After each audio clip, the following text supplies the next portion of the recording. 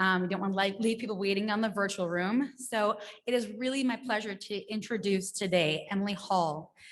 She is the director of the Sibling Support Project. She's a social worker, author, trainer, and sibling. I think this year we are really looking at the full family when it comes to support and for Do15Q, Ring 14, and Project AP. So I think the addition of adding some information about SIBs and how that's really, really important. They're important members of your family and important members to your child. And I'm really excited to hear what Emily has to say. Great, thank you so much, Vanessa. So as you file in, please sit towards the front. This is a really big room, and I will feel sad and lonely if I'm up here all by myself. So thank you, thank you. More people are filing in, which is great. Please feel free to join us here up at the front of the room. We're all gonna have a chance to get to know each other a little bit. I won't make you dance or sing or do anything crazy, I promise. Come on in. We're just waiting for a few more. If you have children who, siblings, right, brothers and sisters of your child with a diagnosis, there are some amazing SIB shops going on right now at the same time. Stanley Room, and I'm not sure where there's one for teens as well. So I really encourage you to send your kiddos over. They're gonna have a blast. Way more fun than listening to me talk for a child. So the kiddos, you're typically developing kiddos. Typical kiddos are going to the Stanley Room if they're under 12, and then there's one for teens as well. And the folks at the front can help you with that. Good, we're getting a few more people, which is great. Come on straight to the front. That's wonderful. For our friends joining us via Zoom, thank you so much for being here as well. We're going to go ahead and get started. First, I want to thank so much the conference organizers, Project AP, Do15Q Alliance, and Ring 14 USA for inviting me to speak to you all about siblings. Siblings are not always the first people we think about, right? We are thinking about, I just have to angle my head at a weird angle. So, so siblings are sometimes not the first people we think about, right? When we think about family support. So I'm really grateful to all of you for making time to be here today to talk a little bit about siblings. My name is Emily Hall, as Vanessa said. Thank you for that introduction. And today I'm going to be talking with you about siblings' unique concerns, opportunities, and then some really simple, practical, and effective strategies for support for your typical kids. A little bit about me. I am, by background, as Vanessa said, I'm a social worker, I'm a trainer. I have written extensively about siblings and sibling issues. And but probably my greatest qualification for this job as director of the Sibling Support Project is that I'm also a sibling. And there on the screen, you see a picture of me and my older brother, Peter, who has Fragile X syndrome. And, you know, Peter is really at the center of many of my personal and professional decisions. He's the reason really that I'm here with all of you today. So I'm grateful to him. Don't tell him that. His head will get much bigger than it already is, which is completely unnecessary. And I love that picture. That's a picture of us from a few years ago at the White House in 2010 at the commemoration of the 20th anniversary of the Americans with Disabilities Act. That was something we got to do together, which was really fun. About the Sibling Support Project. A little bit of the Sibling Support Project. Now my mic is acting a little funky back there. A little bit about the Sibling Support Project. We are the first national program dedicated entirely to supporting sisters of people with special developmental health concerns. Another reason to come sit up front because my microphone is acting a little wonky. But I'm also very loud, which is handy. So if you're just joining us, please come sit in the front. So the Sibling Support Project, we located just outside of Seattle, Washington. We have 3 campuses. Our main campus is right across from Seattle. Kindering, we're a proud program of Kindering, which is Washington State's largest early intervention provider. We're very, very happy to be part of the Kindering family. I think are you bringing me a different mic? Oh, you are. Okay. So now I lied. Now you do have to sing and dance for like 1 minute while I get the mic.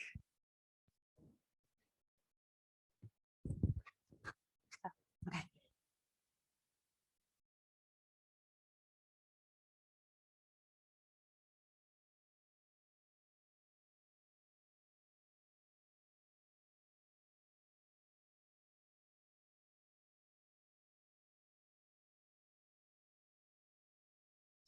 No, that's okay, too. Do what you need to do. Okay. Oh, good. Is that better? Okay, thank you. Good. All right. Let's hope that this one works. You can all hear me? Yeah. Okay. So back to Kindering. Kindering is Washington State's largest early intervention provider. And, you know, the Sibling Support Project has been around since 1990. We are the first national program dedicated entirely to supporting brothers and sisters, millions of brothers and sisters, by the way, of people with special developmental health and mental health concerns. We are very proud of the fact that SIB shops, which you'll learn about in a few minutes, began even before the Sibling Support Project was founded in 1990. In essence, we've been supporting brothers and sisters since 1982, which is longer than some of you have been on this earth. So we've been doing sibling work for a really long time. We do our work with siblings in 3 different ways. We have several books that we have written for, and we're very proud of the fact that many of our books are written largely by siblings of people with special needs of all ages, children, teenagers, and adults. We also offer direct support through these things called SIB shops, which I'm going to talk about in a few minutes. And we offer support for brothers and sisters through online communities that currently live on Facebook. We have SibNet for adult brothers and sisters. It's our largest and longest standing organization group for adult siblings. It's been around as long as the internet has, really. SIB Teen is our group for teenagers, and SIB 20 is our group for siblings in their 20s. We monitor all these groups. They are wonderfully warm, reflective spaces where siblings can connect with each other 24/7. I think all of you who have been here at this conference can agree that there is a tremendous value in connecting with other people who can really relate to what you're going through. Would you guys agree with that? Yeah, it's so nice to see so many of you connecting over the past couple of days. And so that's kind of what we try to recreate online, spaces where siblings can go, meet other siblings, share information and resources and support. So if you know of siblings in these age groups, please send them our way. So SIB shops, probably what we're best known for at the Sibling Support Project are SIB shops. Now, SIB shops are our answer for the same kind of common sense peer support that parents get from a good parent group or parent support program. Because we know from the research, right? We know from the research that siblings' experiences parallel parents' experiences, and that one of the biggest needs that siblings experience is the need to connect with others who are walking a similar path, right? And so when we think about family support in our field, right, and family-centered care, if we really look at the services and supports that are available, we realize that we're really talking about parent support, right? Most of the time we're talking about parent support. And SIB shops are our way of working with and providing support to young brothers and sisters because we know that they are really dealing with many of the same issues that you guys are as parents. And we know the power of peer support. So that's kind of what we're trying to do with SIB shops. SIB shops, like the ones that are happening right now down the hall, are opportunities for young brothers and sisters to connect, to receive information and support in a super fun, highly recreational setting, right? Because when our founder, Don Meyer, was a graduate student of special education at the University of Washington in the late 1970s, he was challenged by a colleague to start thinking about how a disability or a diagnosis impacts not just the child who is impacted, right? And not just that child's mom, who traditionally is the person in the family who's doing a lot of the heavy lifting, right? No offense, dads, we love you, we appreciate you. But if we look at the research, right, we recognize that moms do a lot of the heavy lifting. But Don and his colleagues started to think about how a disability or a diagnosis impacts dads, grandparents, and siblings, right? And when he first started looking at support models for young siblings in the late 1970s, what he read about could best be described as a circle of little siblings, right, in folding chairs with a therapist and a box of tissues, okay? This was not Don's idea of a good time, right? The 11-year-old in him, it didn't really resonate for him. This is not something he would have given up a perfectly great Saturday afternoon to attend. So Don wanted to create a model that really spoke to kids. And Sib Shops center around two universal languages. One, shared experience. So what is it like to have a sibling who is quote unquote different? And then the first language that all of us speak, which is play. Play is a hugely important part of Sib Shops. And we know that when children are having fun and they're comfortable and they're connecting with other kids and they're being goofy and get to do what kids do, they are more comfortable to talk about the things that are on their mind. So that's a little bit about Sib Shops. There are more than 550 Sib Shops around the world. They exist at children's hospitals, pediatric palliative care organizations, disability service providers, schools, parks and rec departments, pretty much any place that interfaces with children and families. There's a good chance you'll find a Sib Shop there. Right? We always joke our goal at the Sibling Support Project is a Sib Shop on every corner, because we know how busy you parents are. We get it, right? We know that you're shuttling your kids with diagnoses to different therapies and different doctors and clinicians, right? We want to make it as easy as possible for you to find support for your other kiddos, right? So that's why our goal is kind of a Sib Shop on every corner. Here's a quote from a Sib Shop participant in Trinidad and Tobago. Thank you for doing Sib Shops. I felt like I wasn't important and my needs didn't matter because my siblings required so much support. But this group has made me feel important. It has meant so much to me. If you're looking for a Sib Shop in your local community, we have an online directory on our website where you can search for a Sib Shop near you. If there isn't one near you, call your local provider, talk to them about Sib Shops, and have them call us because we'd love to get them trained, right, to expand supports in your community.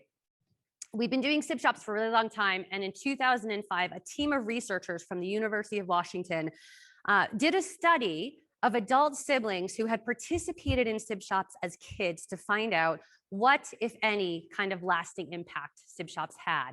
And what they found, this is a really general summary of their findings. Over 90% of respondents said that Sib Shops had a positive effect on the feelings they had for their siblings, which we like. Sib Shops taught coping strategies to over 66% of respondents. Great, we love that. 75% of these adult siblings, age 18 to 34, reported that Sib Shops affected their adult lives. And there's a reason that one isn't orange. I'm going to go back to that in just a second. And then 94% of these adult siblings said they would recommend Sib Shops to others. Thumbs up, we love that. The reason that we like that third finding so much is because these adult siblings went on to say that because of their participation in Sib Shops as kids, they felt more ready, willing, and able to support their brothers and sisters later in life. And we're going to talk about why that's important. So why support siblings? Why is it important to support siblings? Why are we all here today to learn more about siblings? Well, I'm sure it's crossed your mind as parents that it's not a bad idea to start thinking about siblings. In fact, you probably think a lot about your other children, right? We get a lot of phone calls from parents who worry, who say, oh my gosh, it's everything I have in me every day to care for my child with a diagnosis. I am so afraid that I am not doing enough for my other child or my other children. This is a very common concern. We hear it all the time. And hopefully after today's talk, you're going to feel less worried. If you share that worry, I hope we give you a little bit of hope that we do not need to despair about this. But we should be thinking about siblings. Why? First of all, we know from the research, as I said before, that sibling experiences really do parallel parent experiences. Pretty much anything you can say about being the parent of a child with a disability or a diagnosis, we can put ditto marks on for brothers and sisters, right? Siblings experience many, if not most, of the same issues as parents, as well as some unique concerns of their own. Sibling issues are lifespan issues.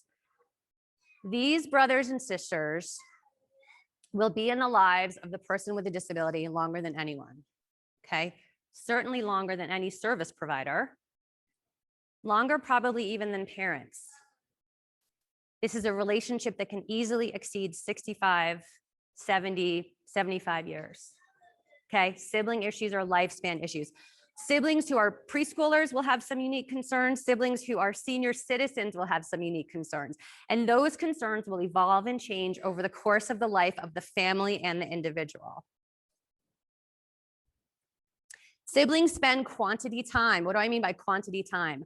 If we look over the course of the lifespan, we see that siblings spend a great deal of time together, particularly at the beginning of life, right? For maybe the first 18 years, right? We're in the same homes with our brothers and sisters. We're maybe going to the same schools. We're part of the same communities.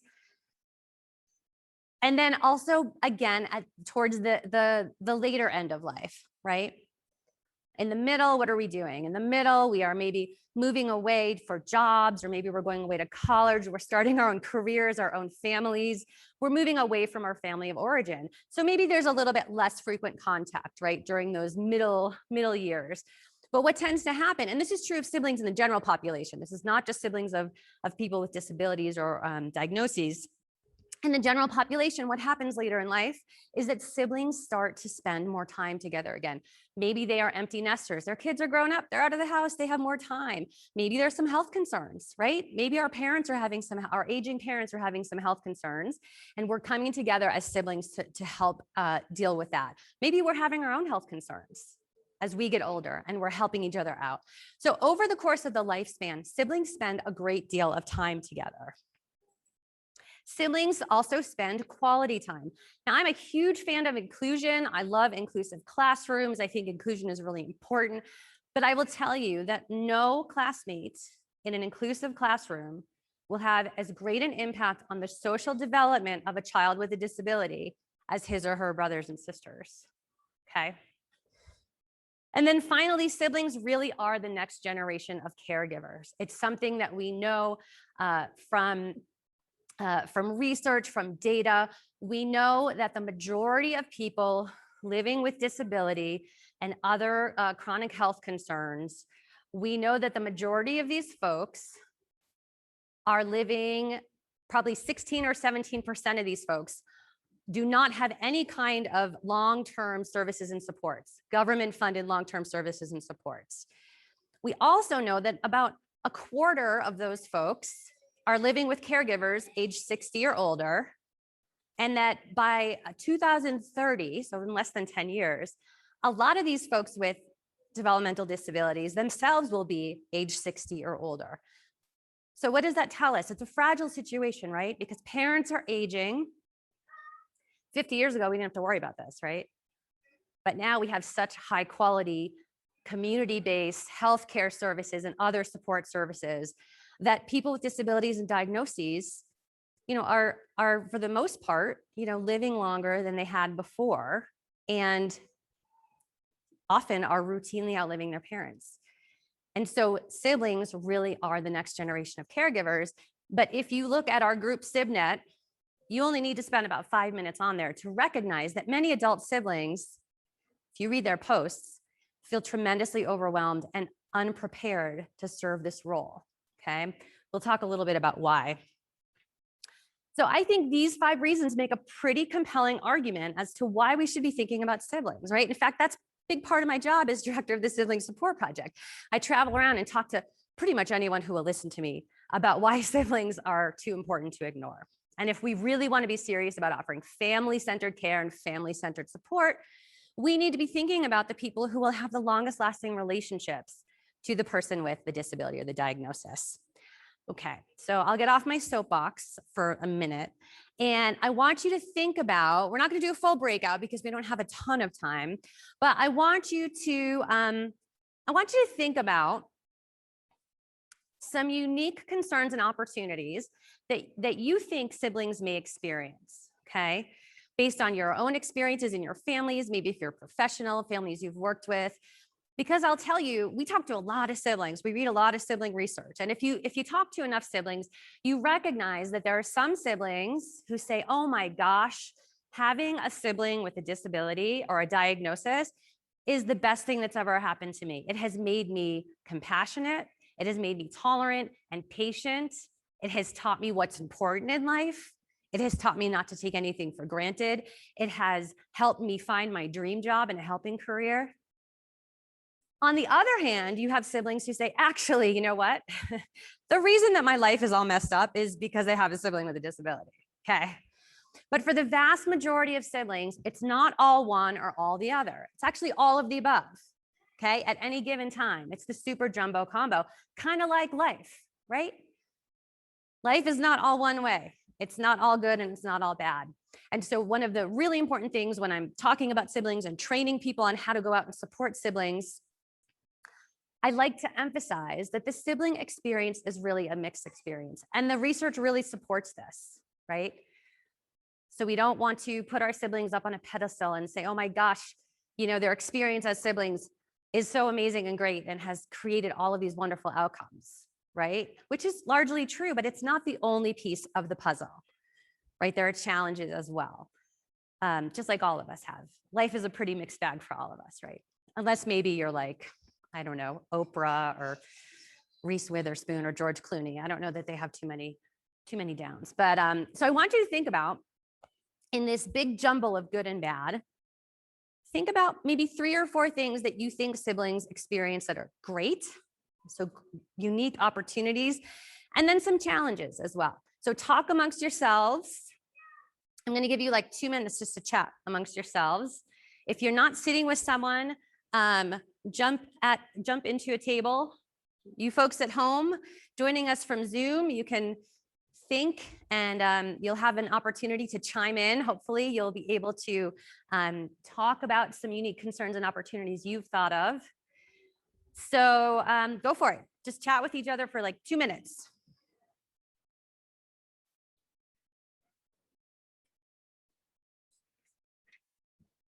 There will be a quiz. No, there will not be a quiz. I'm just kidding.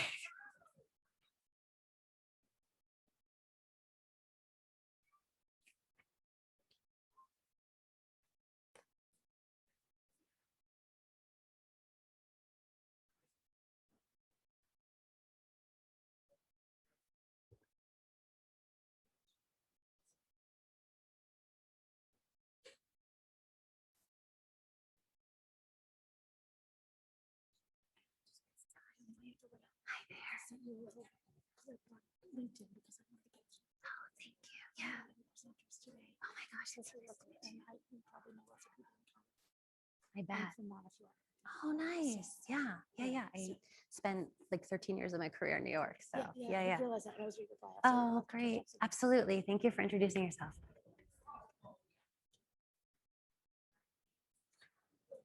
So please remember to talk about the good stuff and the not so good stuff. At least like 3 things.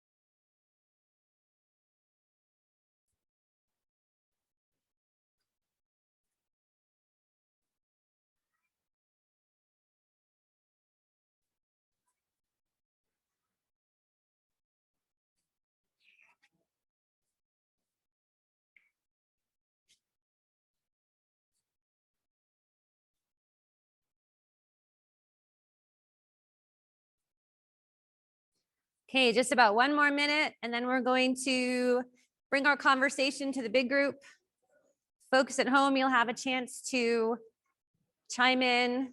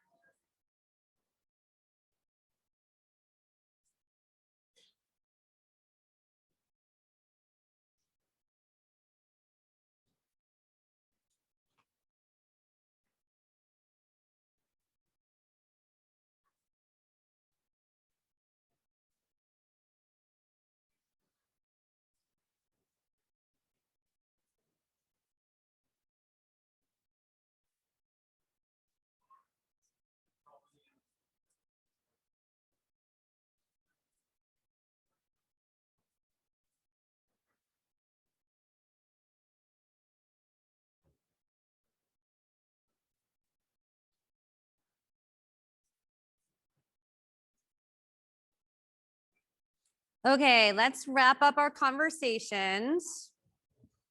I want to go back and just say one other thing.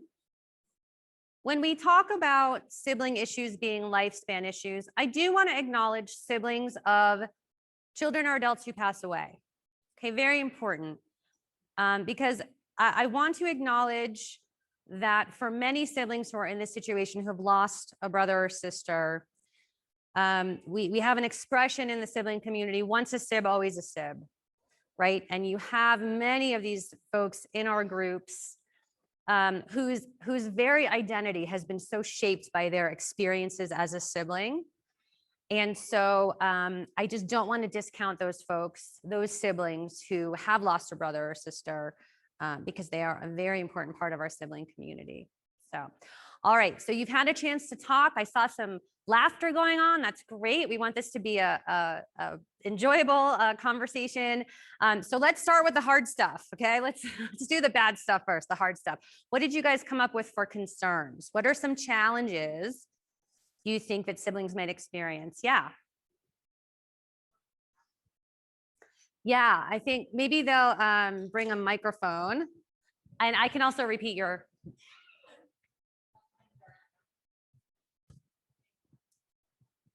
Yes. Yes, so the need to grow up faster.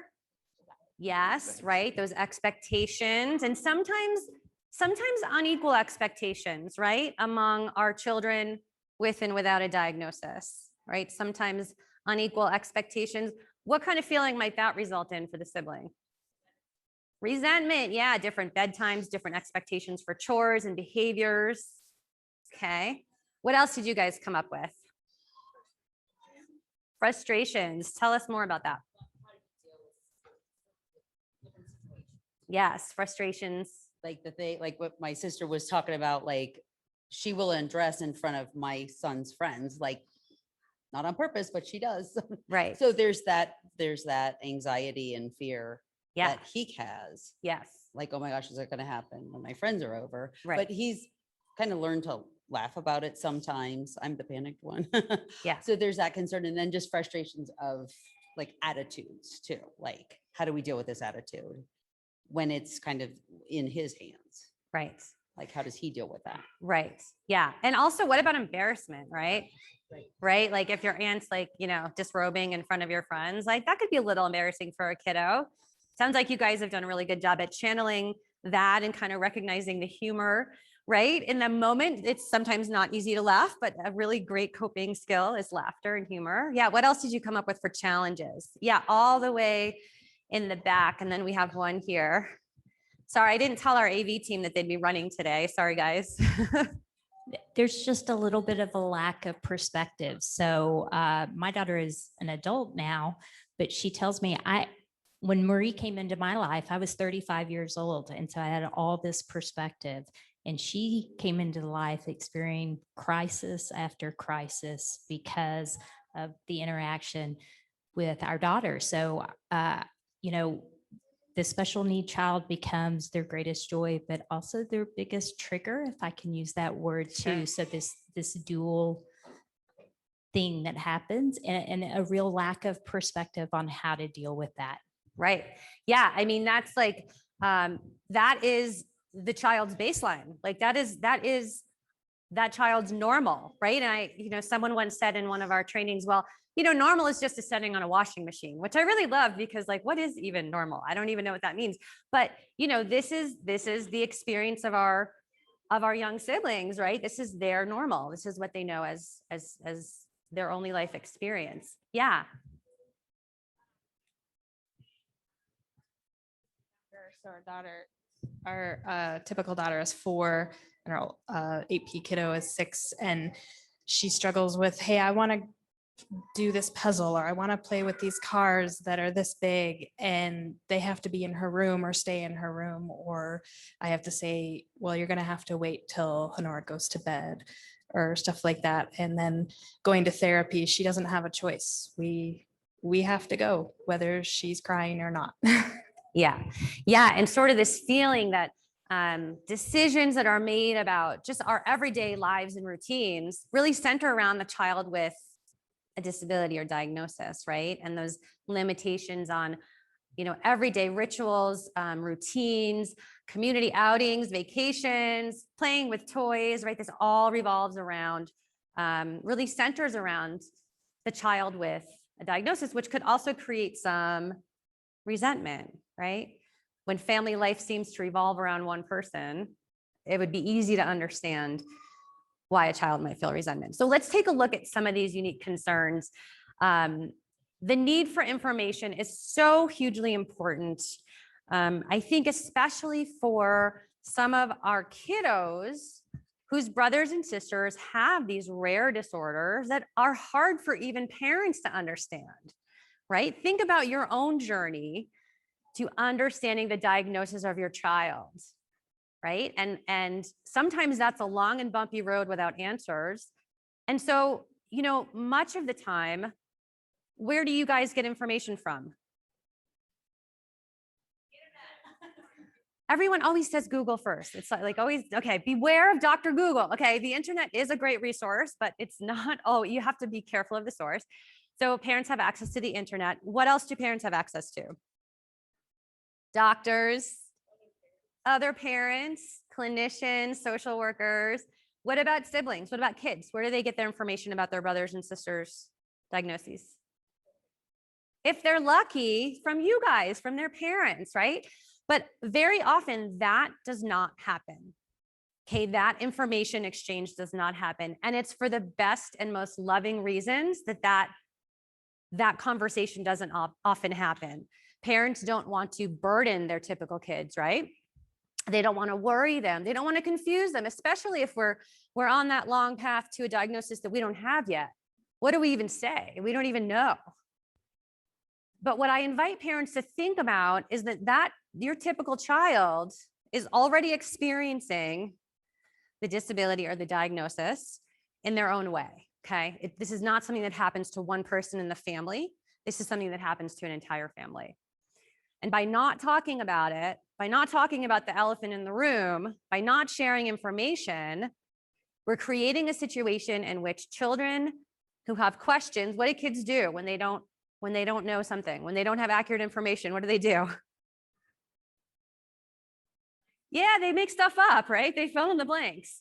And sometimes that's great and creative and maybe even funny, sometimes creative and good. But a lot of the time it really puts the child in a situation of needing to have information the same way that you parents need information.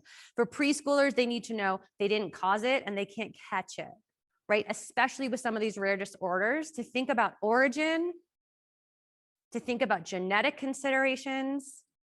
Really important to share that information with siblings in age-appropriate language, right? And to keep that conversation open. School-age children, they need to have a name, right? If you have a name, if you have a diagnosis, that's a great gift. Okay, nobody likes labels. We don't want to define ourselves and our children by labels. But having a name for what the child has can be really empowering for a school-age kid who might be asked by friends, or maybe not friends, in maybe not the nicest of ways, hey, what's wrong with your brother? What's wrong with your sister? Do you have that same thing? right? Kids can be mean. We know this. It can be very empowering for a child to be able to say, actually, they have something called Dupe 15 and this is what it is. Right? So in age appropriate language, that can be very, very empowering.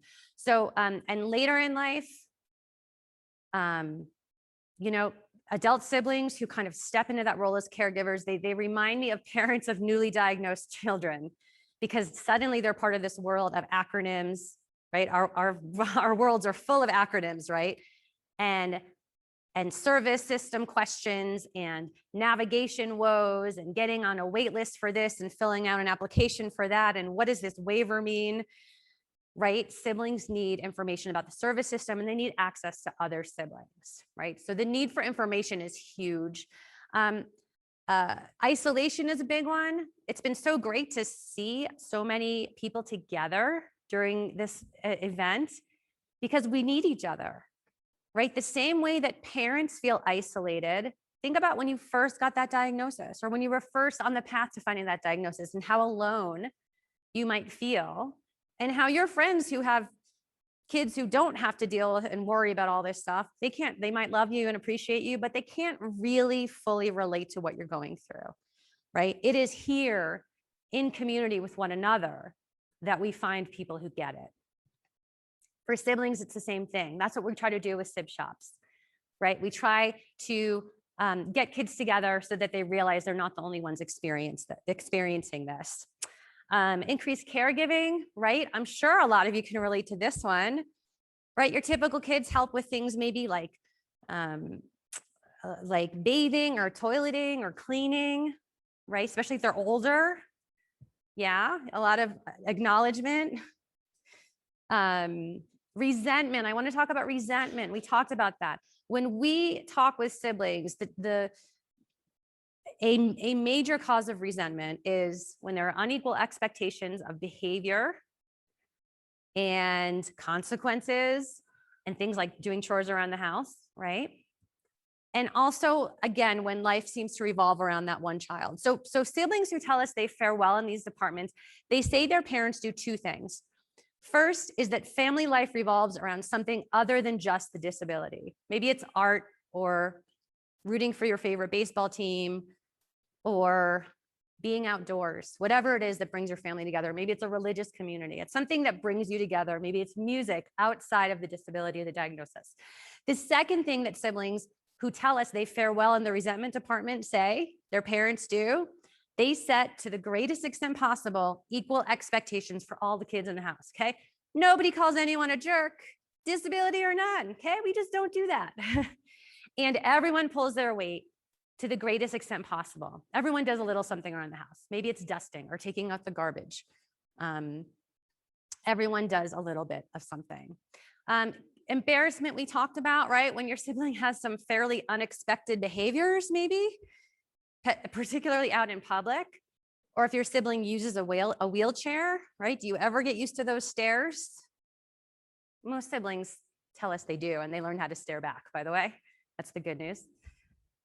But embarrassment, you know, it's no surprise that siblings can be embarrassed, especially considering the way, unfortunately, our society responds to people with disabilities and people who are different in general. Guilt. Oh, I need like a day to talk to you guys about guilt. I don't have enough time to talk to you about all the ways that siblings can feel guilty. But I mean, think about your experiences as parents. Very similar for siblings. Siblings often experience survivor's guilt. Why my sibling? She's such a sweet kid. Why does she have to have this? Why not me? Right? Even if the sibling is still with us. Guilt for conflicts. How many of you growing up had fights with your brothers and sisters? Yeah, if you're not raising your hand, you're either a single child or you're lying, right? Because we all fight with our brothers and sisters. But and how many of you felt bad about it? Yeah, no hands. The little dweeb deserved it, right? But for siblings of kids with disabilities and different health conditions, those typical conflicts, which we know are normal and actually healthy for development, right? We learn about give and take. We learn about conflict resolution, can cause tremendous guilt for typical siblings, right? Oh, I shouldn't have done that. They didn't know any better.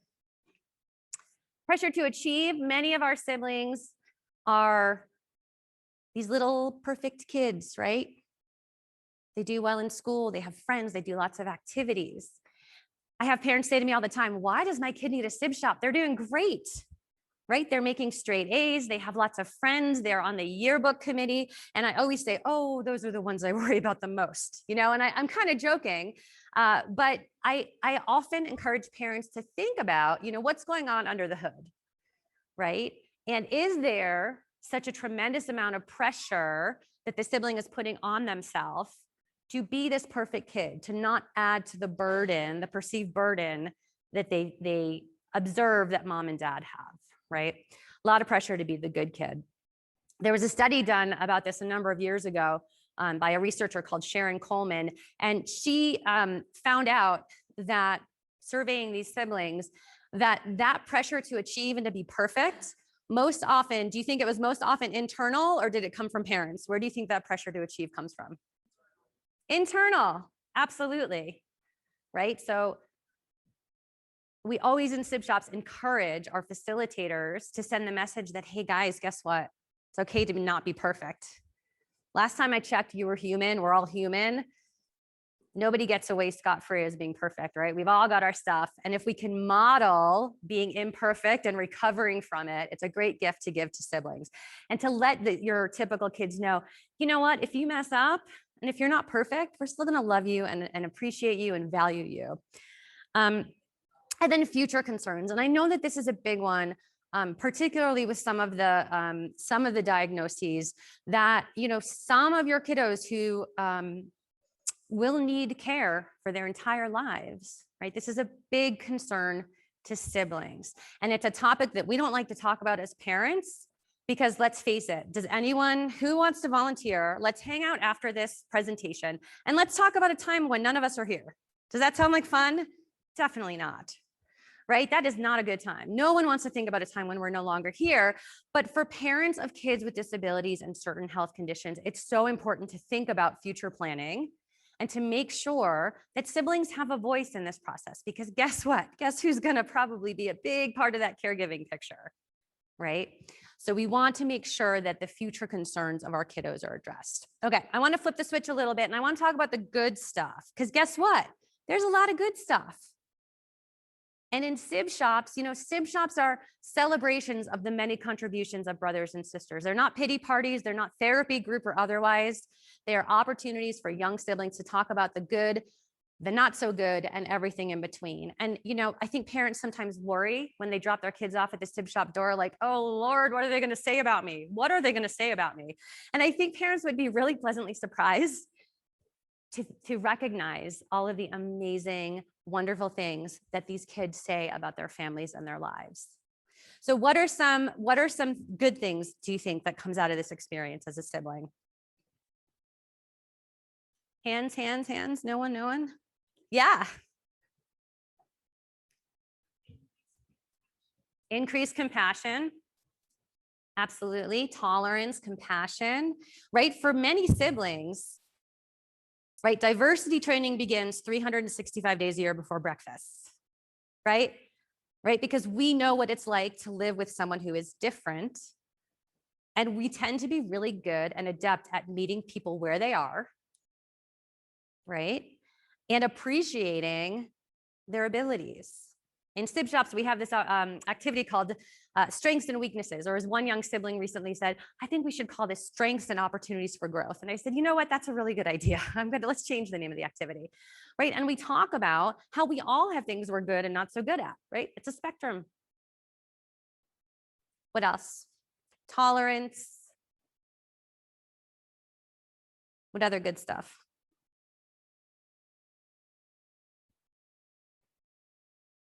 No other good stuff. Yes. Yes. Yes. So your son volunteers, right? Being part of this community. Siblings often say, like, well, one of the best things is I get to come to like conferences like this and meet other kids. Did you guys see the gaggle of kids playing together after lunch? It was like the best thing I've seen, all week, that these kids have found each other and they're having such a great time. right? So being part of this community, volunteering, adult siblings, no secret, the research tells us that many of us go into helping professions. I wouldn't know anything about that, of course. Many of us go into helping professions, and even those of us who don't, we just can't help ourselves. We just find a way to help. I know a sibling in New York who's an accountant, and he just can't help himself. He does taxes for people with disabilities at no charge, right? For those who need to have their taxes done. What else? Other good stuff? Yeah. Yeah, maturity, responsibility. You know, it's kind of the flip side of having that added responsibility. You also develop a maturity, a perspective, a sense of the world. Sometimes people refer to that as insight, right? The understanding that there are many facets to the human experience, right? And to appreciate those different facets.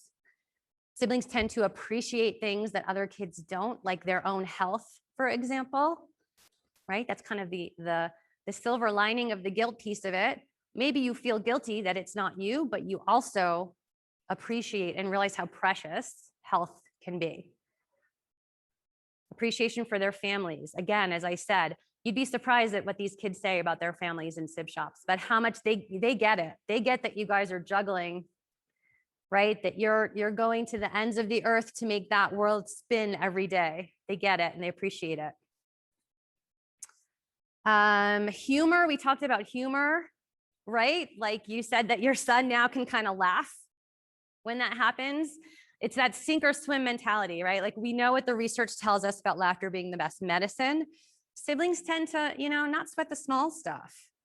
We can laugh at certain things. It's a really great coping skill.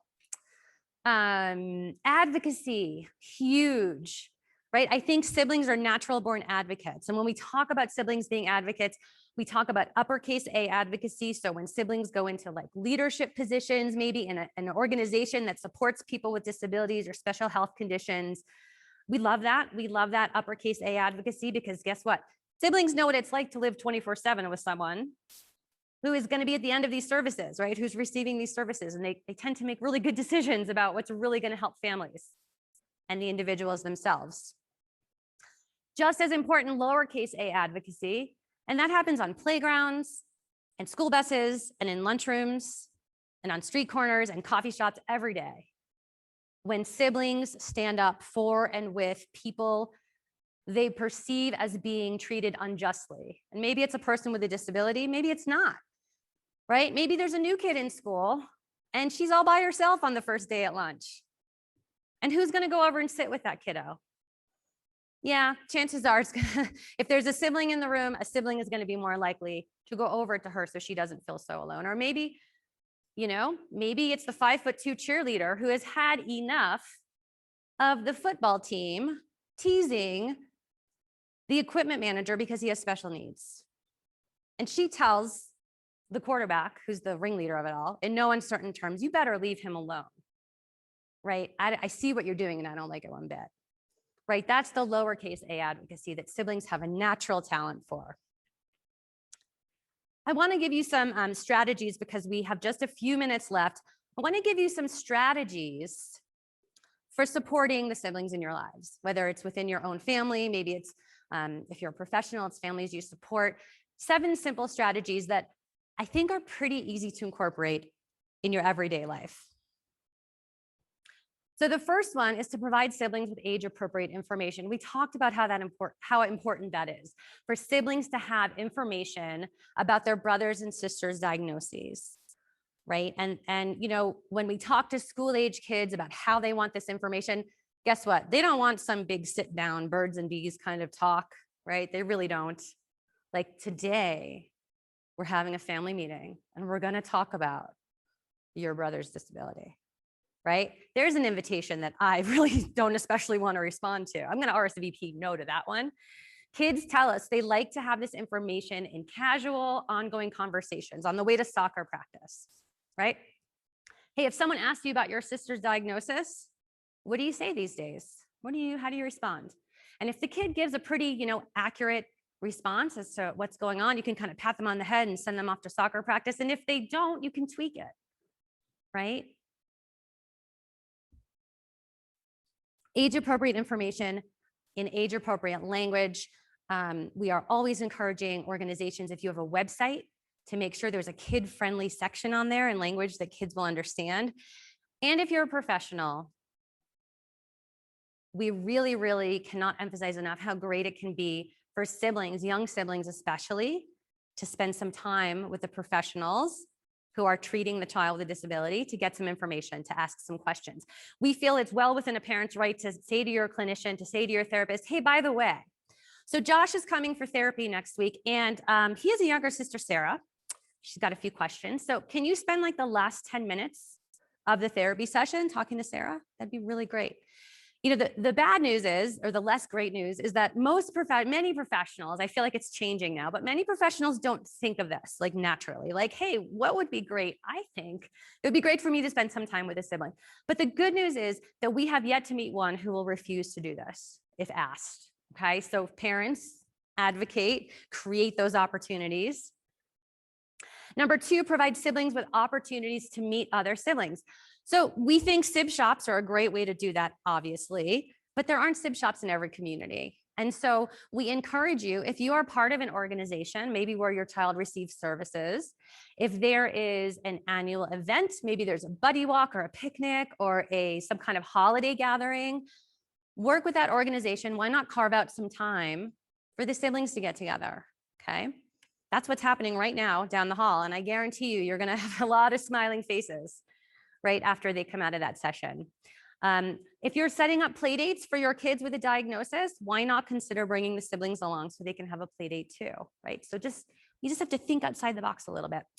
Number three, encourage good communication with typically developing children. Well, what the heck does that look like? Good communication. We feel very strongly that active listening is a very proactive approach to communication. And for those of you who you're not familiar with the concept of active listening, there's a great book called How to Talk So Kids Will Listen and Listen So Kids Will Talk. Some of you have probably read it. It's been like a New York Times bestseller forever. It's got really cute cartoons. It's a very easy read. It's really this idea that sometimes with children especially, the less we say, the more we help. Okay, many times children don't need answers and solutions. They just need someone to listen. And if you honestly don't remember a thing I say today, I want you to remember this one thing, right? If you just forget everything that we've talked about over the past hour, when it comes to supporting your typical children, when it comes to supporting siblings, siblings want to be heard and they want to be validated. Okay, validation, validation, validation, because there's nothing worse than feeling bad about something than feeling bad or confused and also wrong for it, right? So this idea of active listening is being really present when you're listening to a kiddo, you're acknowledging what they say. Tell me more about that. Really, what's that like, right? To really be interested in what they're saying, not to judge it, but just to encourage them, because guess what? 9 times out of 10, these kids can solve their own problems if they are able to work it out. Number 4, encourage parents to set aside special time with siblings. This is usually the point in the presentation when someone wants to throw something at me, because how many of us feel that we have enough time in the day? Anyone? No. For all you folks at home, there's not a single hand raised except for mine right now. No, we're all way too busy. We have too much going on. How do we find more time to spend with our typical kids? There's the magic question. The great news is with siblings, I will tell you, a little goes a long way. For me, it was 15 minutes in the car on Friday afternoon, driving with my mom to pick up dinner, and 15 minutes on the way home. It was 30 minutes of my mom's time that I had all to myself. And it was my favorite 30 minutes of the whole week. Other siblings tell us, you know what? I get to stay up 20 minutes after they put my sib to bed, and it's just me and my parents. And we do puzzles or watch part of a show or talk. Right? It's our special time together. Maybe you keep a journal and you write notes to your typical kid and you leave that journal on their bed when you've written a note. How'd your math test go today? How's school going? Thinking about you, whatever it is, just a little note. And then give the child a chance to write back when they're ready. There's no deadline. It doesn't have to be turned in by Tuesday at 7 p.m. It's just whenever someone has time to write a little note. Learn more about life as a sibling. We have a lot of great books listed on our website. There are now more and more documentaries and films about life as a sibling. A lot of times we put together adult sibling panels where you can learn about life as a sibling. So important. Encourage parents to reassure their children by making future plans. And this is a big one. And again, I want you to recognize the barrier that we all experience in not wanting to talk about a time when we're no longer around. There are some great free tools and resources through the ARC of the United States. They have a Center for Future Planning. It's an online toolkit with free resources for future planning. And it's really helpful to start that conversation, right? Because the reality is that most of us siblings, we will end up in some kind of caregiving role for our brothers and sisters. And that is a much more positive experience when we are part of conversations and decisions leading up to that point. And when we can say, I think I can take this on, but this I don't know how to take on. This I'm going to need help with, right? And you can plan for those supports. And then last but not least, remember the single strongest factor affecting the sibling's interpretation of the disability or diagnosis is your interpretation of the disability or diagnosis. So that if you view this as the biggest tragedy that could possibly befall your family, chances are your typical kiddos are going to follow suit, right? They're going to feel the same way. But if you approach this diagnosis as something that maybe was not plan A, but it's something that we are going to handle with as much grace and humor as possible, we have every reason to expect that siblings will follow suit, right? You guys set the tone. I want to leave you with this quote from our SibNet online community for adult siblings. This was a sibling in New York, and it really speaks to the power of community, which I think all of you are feeling here at this event, and which we really try to create through Sib Shops around the world and our online communities. And she wrote, "What I really want to write is a note of gratitude. For the first time in my life, I have found this home. It is one that I have needed for a very long time. I'm no closer to, quote, fixing my brother or taking away my parents' grief. And I'm still really scared about the future and sad about how the world treats my brother. But I kind of feel like we're this group of quiet warriors, separated by so much distance, but somehow together, holding each other up, pushing each other forward. Thank you all." I think a lot of you parents can relate to that, being in community with one another, feeling that support. So that's my presentation. We're just about at time, but I'm happy to answer questions. Feel free to reach out to me via email. I'm always happy to talk about resources. And if you are interested in starting a Sib Shop in your community, that would be music to our ears. We will help you do that. And I just want to thank you all for your time today. Questions? Yeah.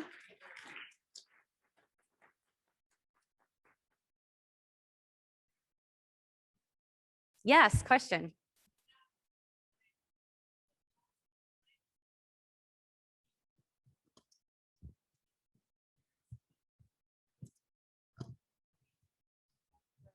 Like our daughter's 4. Yeah. So the question was about the age of Sib Shops. So Sib Shops are, thank you for asking that question. Sib Shops were designed to support children ages 8 to 13, although now we're seeing more and more teen Sib Shops because a lot of the siblings are kind of aging out of that 8 to 13. And so there are more and more Sib Shops that support teenagers. For younger siblings, I'm so happy we received funding from the National Institute on Minority Health and Health Disparity to develop an app for parents to use with young siblings aged 3 to 5. And we are literally developing that this summer. And we hope that we will receive funding to go to a phase 2 and bring it to market. We intend for it to be a free app for parents. So if you're interested in maybe participating and helping us test the app, email me and I will put you in touch with the folks who are coordinating all that part of it. But in the meantime, we have found that the best way to support very young siblings is to really talk with parents and help you understand some of the things that they might be going through. And certainly some of the books that you'll find on our website are completely appropriate to read to your young kids. I just found one called The Good Egg. Have you guys read this book yet? It's called The Good Egg. Look it up. It looks like some of you guys have it.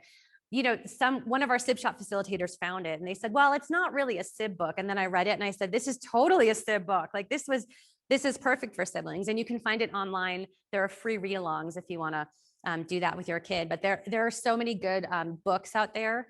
Holly Robinson Pete wrote a children's book for siblings. So yeah.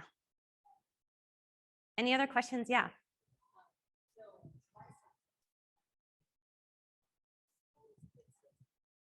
Yes. Completely, because we don't express that to him. Yeah. You know what I mean? We always are like, you're doing, oh, I'm sorry. Like you're doing great. And you know, he's a great kid and he's doing great. And I don't want him, but I know he feels that pressure. Yeah.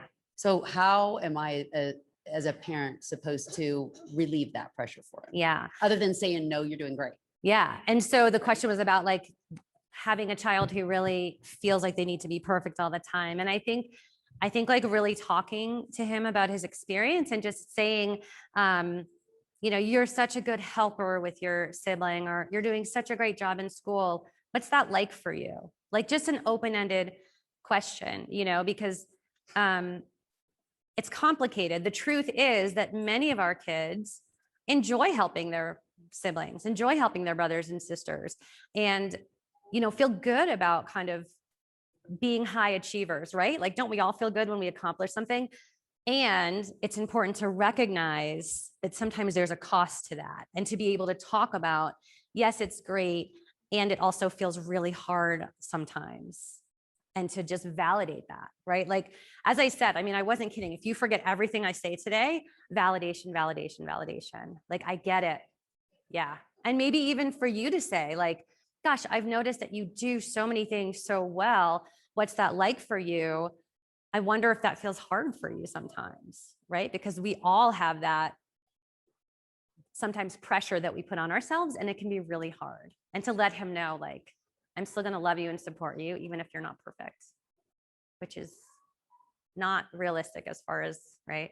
If someone can figure out perfection, like, call me, we'll bottle it and sell it and make a ton of money. So any other questions or comments? Yeah.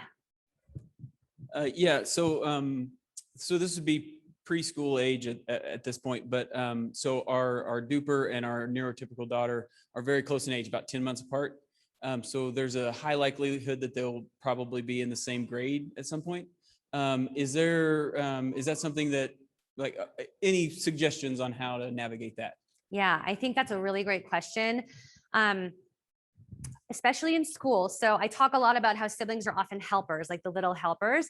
And in school, especially, you know, particularly if they're in the same class, I would maybe talk to your principal about maybe not having them in the same class, so that your typical kiddo can really have her own girl, I guess, have her own experience. And to just kind of beware a little bit of that tendency, if there's a meltdown, right? If your duper is having a meltdown, the tendency for teachers and administrators to sometimes say, well, bring the sibling in, they'll know how to calm them down, right? Because again, that's a situation where it can feel really good to help your sibling calm down and feel better, right? But it also can feel like a lot of pressure and take her out of her classroom, right? And set her up to feel like, oh, I always have to go in and kind of save the situation. So, you know, again, I just think open communication and talking to her about what that experience is, and just leaving it open for her to talk about the good and the not so good, right? And to validate that, and to really encourage her. You know, I say all the time, like, the best thing my parents ever did was force me to, like, go to sports camps and Girl Scout camps and drama camps, and really kind of develop my own interests and skills outside of life with my brother, because it always made me feel more drawn to coming back to him, because I had my own thing, right? If he wanted me or not, which he didn't always. Any other questions? No? Okay. Well, thank you guys, all of you. I hope you found this helpful. Feel free to reach out to me if you have other questions, or want resources or want to learn more about SIB shops, I'd be happy to chat. Does anyone have kiddos in the SIB shops right now? I want to know from you guys, ask them what it was like and what you talked about. And, if they liked it, try to find a SIB shop in your area. It's great because a lot of our SIB shops now are online just because of COVID still around the world and across the country. So to have an in-person one, if this is their first experience, it's really good. So yeah, I'd love to know what they think. And yours too, right? Oh, here he is. How is the SIB shop? Good, thumbs up. All right, there you go. Awesome. Well, thank you so much, guys. Enjoy the rest of the conference.